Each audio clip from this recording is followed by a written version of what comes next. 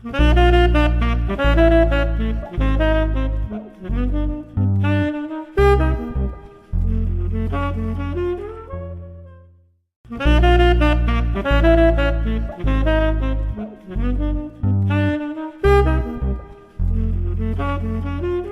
estamos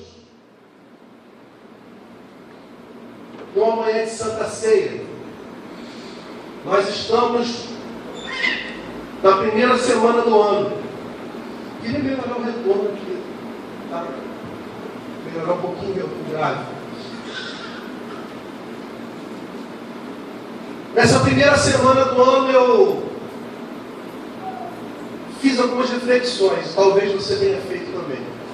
Como que nós queremos conduzir esse ano de 2013. O que você espera do ano de 2013? Quais os seus projetos? Sua vida espiritual. A palavra de Deus diz que buscar primeiro o reino de Deus e a sua justiça, e as demais coisas nos serão acrescentadas. Então, uma das primeiras coisas que nós devemos colocar no projeto de nossas vidas no ano de 2013, lá em Itaboraí nós vamos fazer um projeto de vida de 2013 que a gente inicia nessa segunda-feira, dia 7. Vai até o dia 13, no domingo. Nós temos um propósito de 7 dias de semeadura. 7 dias para 12 meses de colheita. Nós queremos entender e fazer que o povo entenda a necessidade de nós projetarmos e nos capacitarmos para estar ligados no reino de Deus, que é a primeira coisa que nós temos que buscar. Nós estabelecemos um tema. E o tema do ano de 2013 para o ministério é tempo de realizar sonhos. Você pode repetir comigo? Tempo de realizar sonhos. Eu profetizo sobre esse ministério de Cachoeira de Macacu, que o tempo dos seus sonhos vão ser realizados em 2013. Os projetos de Deus vão ser realizados em 2013 na sua vida. Mas nessa manhã de Santa Ceia, eu trago uma palavra em concordância com o Espírito Santo de Deus, que age aqui em Cachoeira de Macacu, que age em Itaboraí, que age em Cabo Frio, que age em Niterói e que age em toda a face da terra.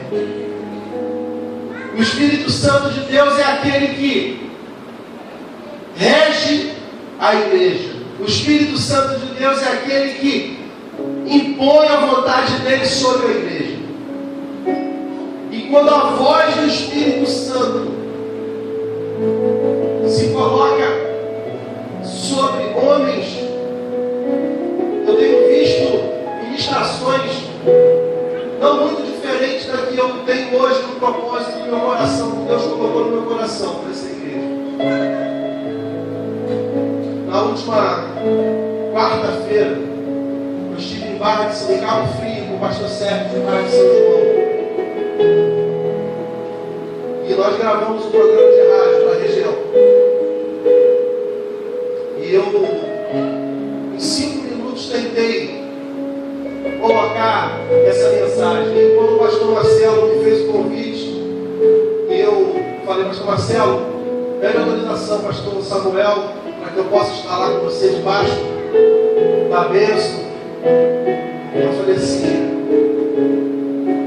o Espírito Santo de Deus pede para que eu traga essa mensagem para a Cachoeira de Macacu.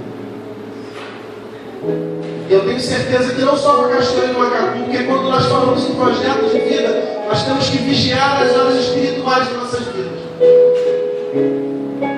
E eu queria compartilhar com vocês uma palavra que está no livro de Gálatas, na carta aos Gálatas, que escreveu o apóstolo Paulo, no capítulo de número 5. Gálatas, capítulo de número 5. Aleluia. Queria fazer a leitura do versículo de número 7. Gálatas 5, versículo 7. Eu vou fazer uma leitura na versão da minha Bíblia, que é corrigida e atualizada.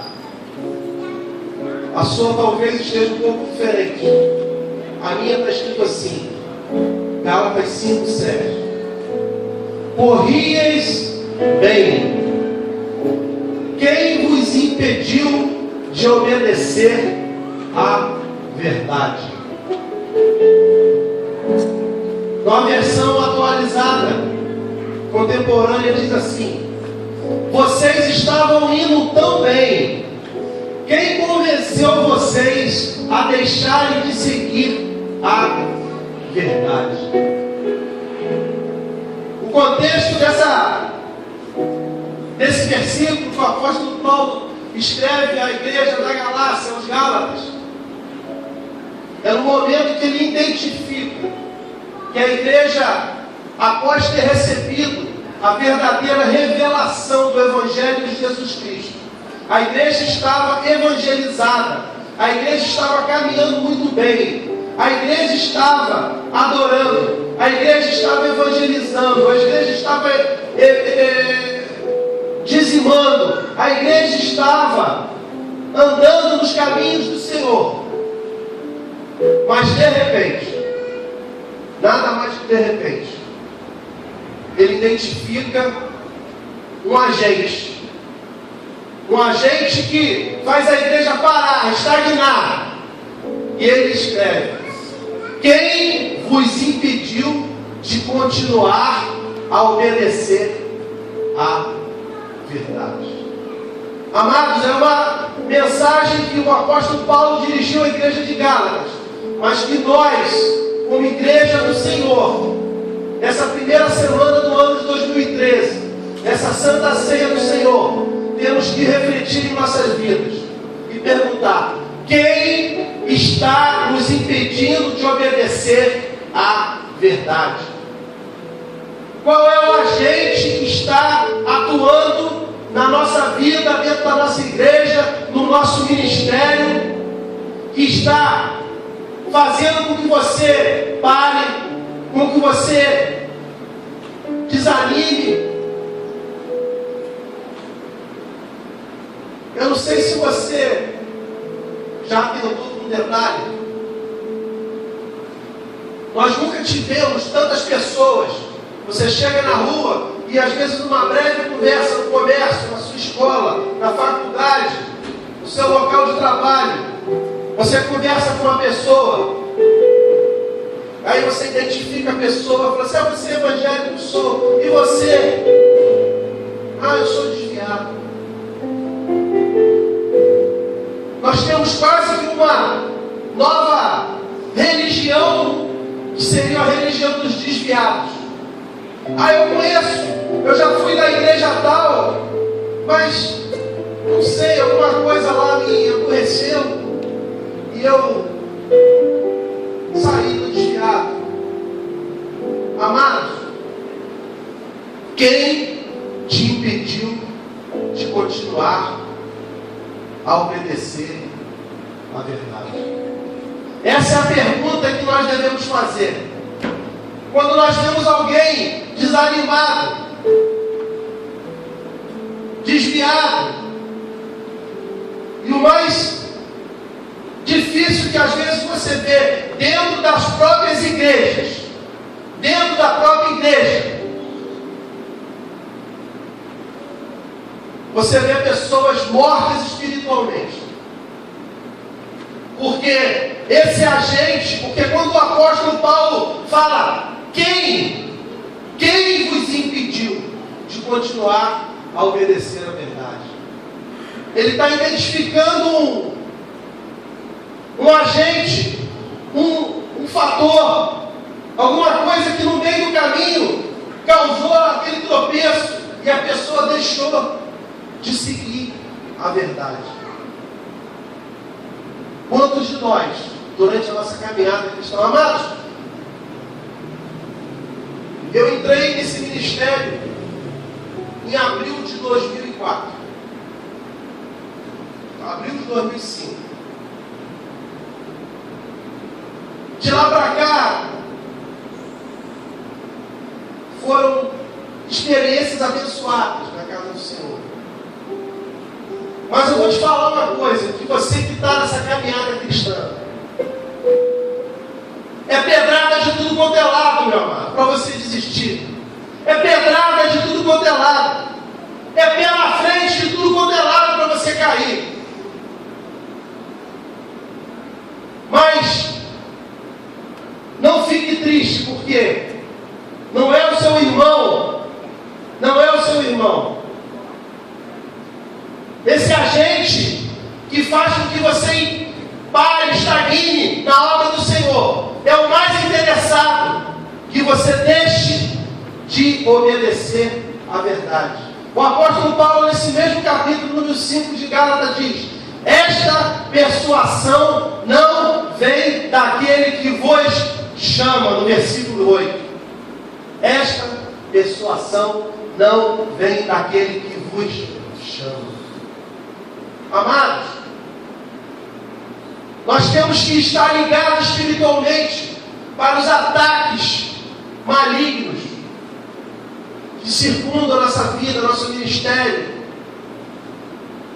E ele diz assim: um pouco de fermento leveda toda a massa. Eu tive pesquisando um pouco sobre esse fermento, sobre o levedo. O levedo é um fungo microscópico que ele, aos poucos, ele vai putreficando a massa. Inclusive o judeu, ele não come o pão levedado porque ele acha que o fermento, ele apodrece e aquilo torna-se uma coisa impura. E ele come o pão sem o fermento porque ele está comendo uma coisa aos olhos dele sem nada que suja, aquela coisa podre.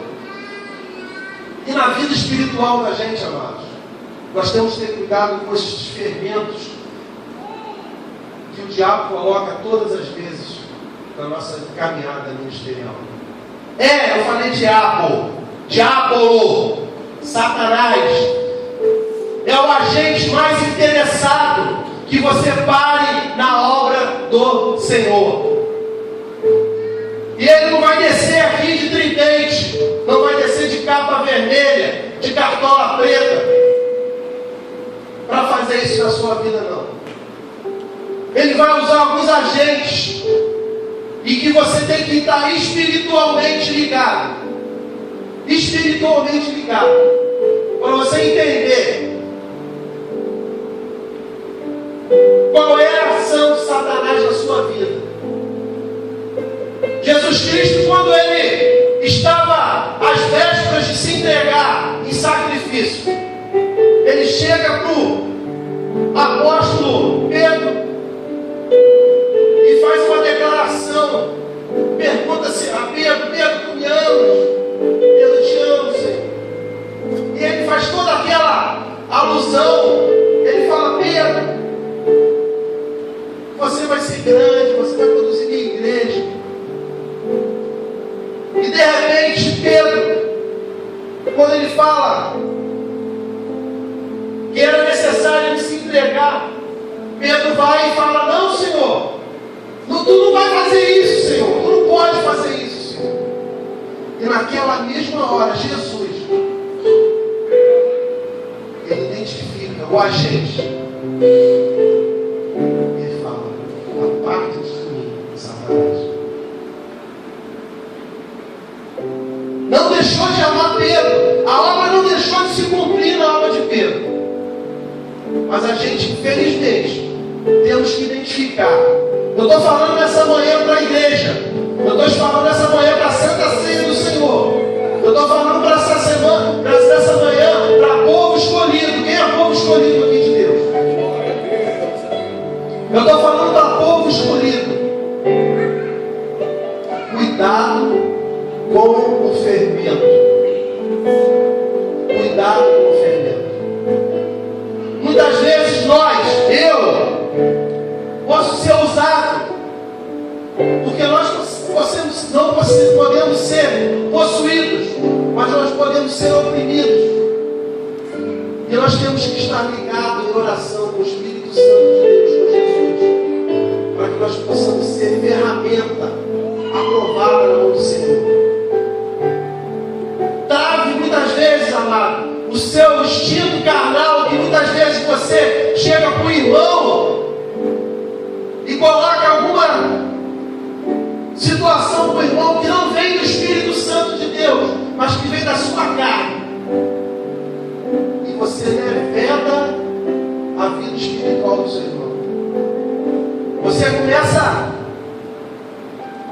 a contribuir para essa legião de desviados. Você já reparou que as pessoas que estão lá fora, o que elas dizem? Eu não sei se eu escuto diferente de vocês, mas eu escuto o seguinte: eu saí da igreja porque aquele vocalista lá do Ministério do Louvor, ele canta muito mal. Eu saí da igreja porque o lanche da cantina, aquele lanche da cantina, rapaz, você já experimentou aquele lanche da cantina, principalmente dia de quarta-feira, que não tem ninguém lá, aquele lanche. Eu saí da igreja porque aqui no lanche dessa igreja é muito ruim. E o pastor? O pastor toda semana fica com a mesma mensagem.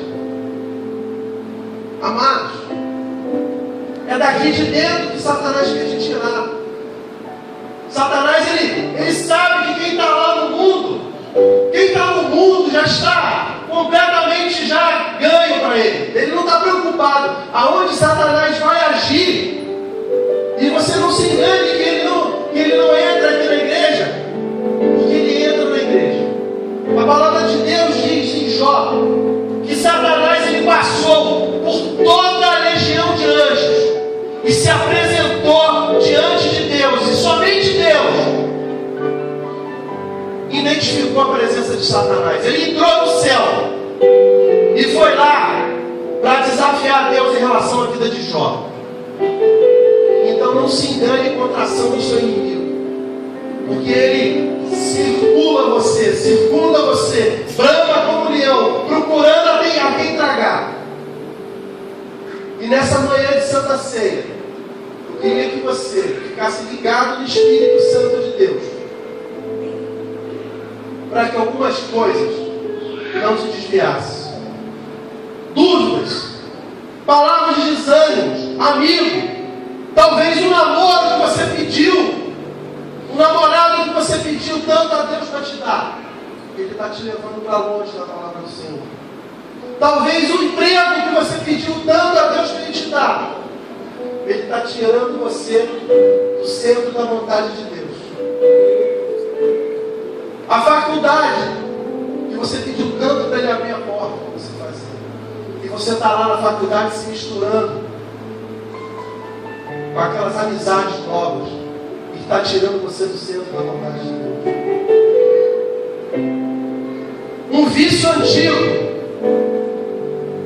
e Satanás é especialista em saber aonde você caiu.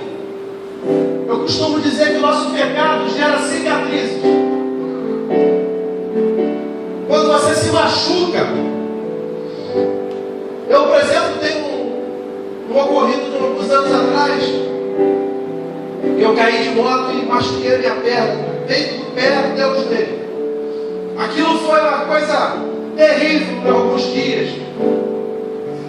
Doeu, ardeu, curativo. Já estou curado, graças a Deus. Mas quando eu olho, eu vejo a cicatriz. Eu sei que foi ali que ocorreu alguma coisa.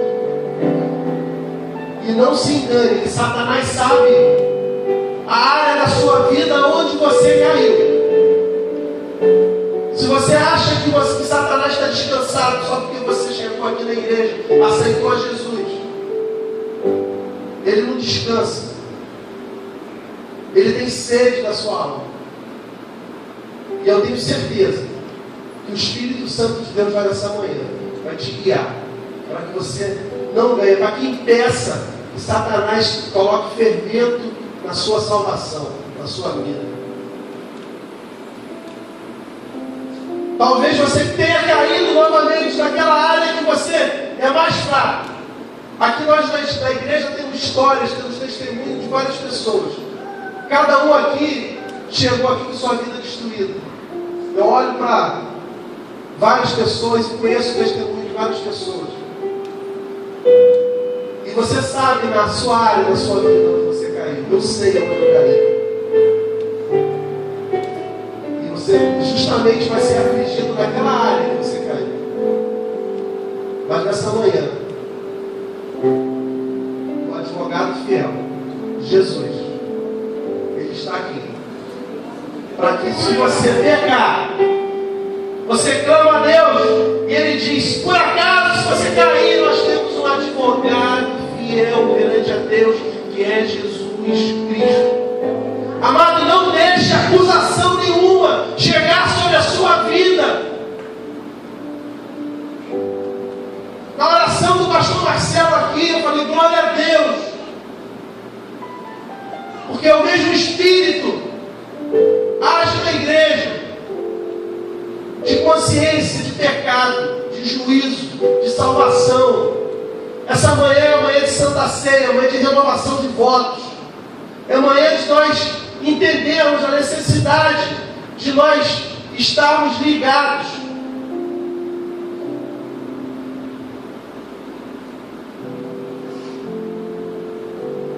Na carta aos Hebreus, no capítulo número 10, versículo 24 e 25, o apóstolo Paulo diz assim, Hebreus 10, 24 e 25: e consideremos uns aos outros, para nos estimularmos ao amor e às boas obras, não abandonando a nossa congregação, como é de costume de alguns, antes a demonstrando uns aos outros, e tanto mais, quando vedes que se vai aproximando aquele dia. Jesus está voltando. Amém, igreja? Aquele dia, quando está se aproximando aquele dia em que nós veremos a promessa se cumprir, as nuvens do céu se abrir, Jesus descer em glória e resgatar a sua igreja.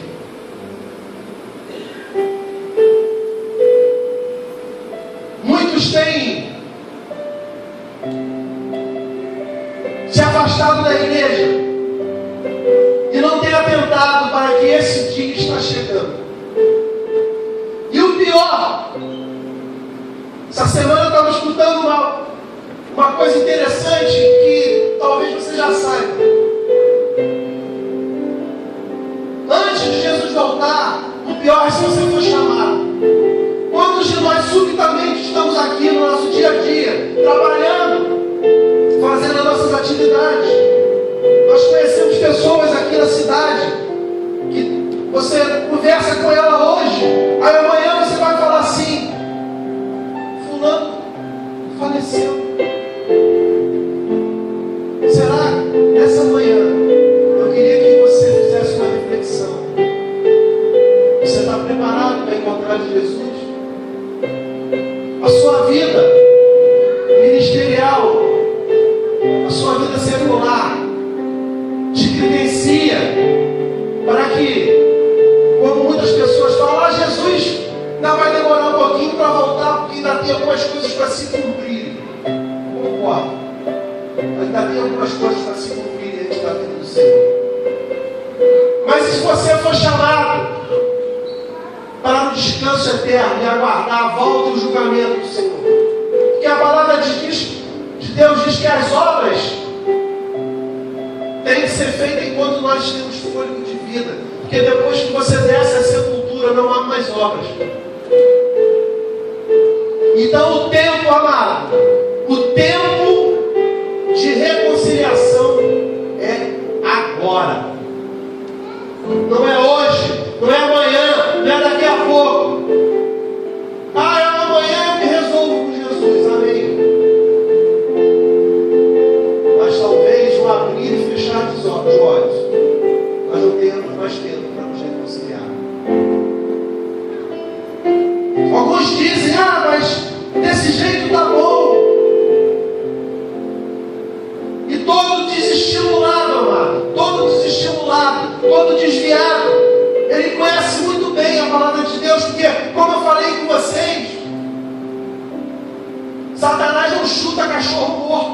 Você já ouviu falar isso? Satanás não chuta cachorro morto. Ele está atrás de carne fresca, sangue quente. E todos os estimulados já ouviu a palavra da verdade. Ele já ouviu dizer que eu sou o caminho, a verdade e a vida, e ninguém vai ao Pai senão por mim. Ele já ouviu dizer que em Jeremias 29:11, as palavras do Senhor, que diz assim para você nessa manhã: pois eu bem sei os planos que eu estou projetando para vocês, diz o Senhor, são planos de paz e não planos de maldade, mas para vos dar um futuro de esperança. Deus tem um futuro, um plano de esperança, de paz para você, para sua família. Você que é jovem, você tem um plano de Deus para você formar sua família, encontrar um marido, encontrar uma esposa maravilhosa, formar sua família, ter seu emprego, viver em paz. Você que já é casado, ele tem interesse. Deus tem um interesse imenso em te abençoar. Deus tem um interesse imenso de tornar sua casa um local de bênção. Deus tem um interesse imenso que você vive em paz. Deus, ele é um Deus abençoador. O desviado sabe que precisa viver em comunhão. Ele já ouviu dizer em Salmo 133, versículo 1, que o quão bom e quão suave é que os irmãos vivam em união. Mas muitas vezes o fermento que é lançado na massa tira essa comunhão dos irmãos. Muitas vezes ele prefere se relacionar com pessoas do mundo, sentar na roda dos escarnecedores, do que conviver com os irmãos. Olha para o lado, olha para o lado. Fala assim: você é meu irmão. Você é meu irmão. É com esse daí que você vai falar a mesma língua. A língua dos céus, a língua do reino de Deus. É com você. É com ele que você tem que segurar na mão dele nos momentos difíceis.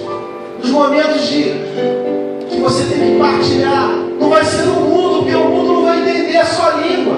Não vai entender a sua necessidade perante Deus. Todo desviado e todos os estimulados já escutou da Epístola de Tiago 4,7 que diz: sujeitai-vos, pois a Deus, mas resisti ao diabo, e ele fugirá de vós. Essa é a grande síntese, talvez, dessa mensagem. Sujeitai-vos a Deus.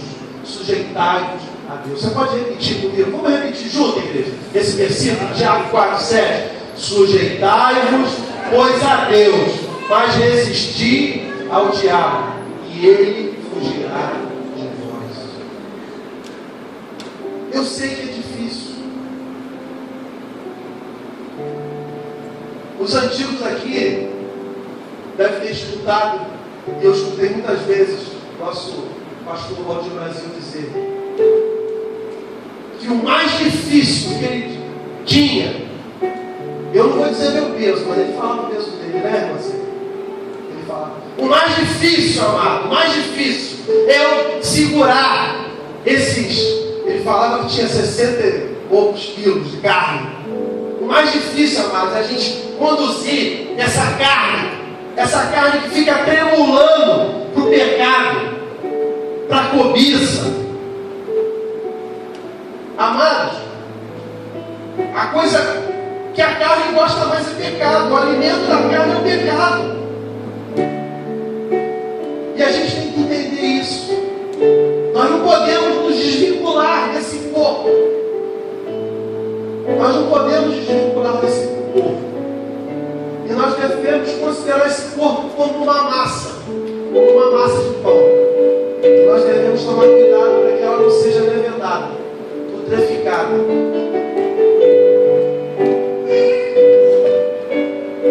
Eu poderia citar uma lista de coisas desviados, os desestimulados conhecem na igreja. Eu tenho certeza que você conhece também. Muitos ensinamentos que são dados aqui. Mas, às vezes, a gente, mesmo com todos esses ensinamentos, a gente cai.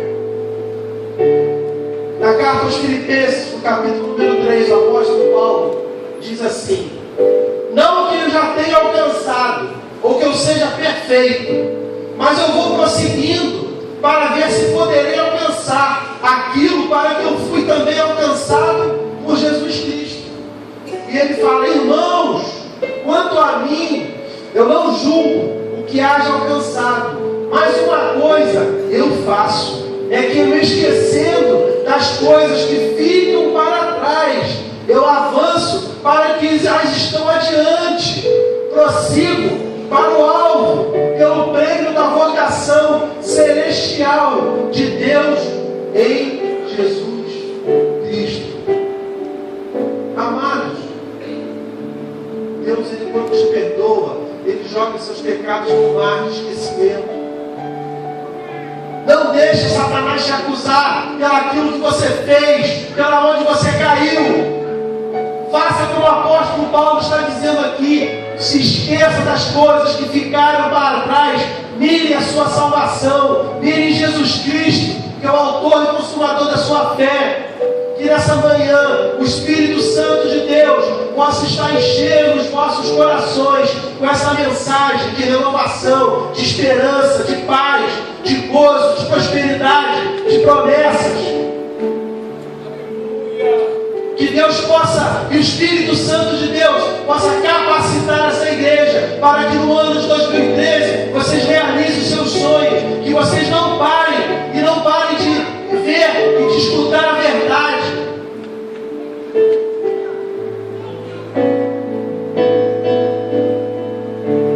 Quem te impediu de obedecer a verdade? Quem te impediu de obedecer a verdade? É a pergunta que ecoa nessa manhã.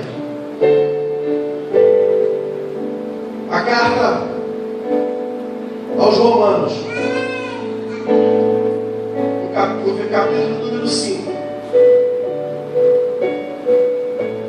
versículo número 18, Romanos 5, 18, diz assim: portanto, assim como por uma só ofensa veio o juízo sobre todos os homens para a condenação, assim também por um só ato de justiça veio a graça sobre todos os homens para a justificação da vida.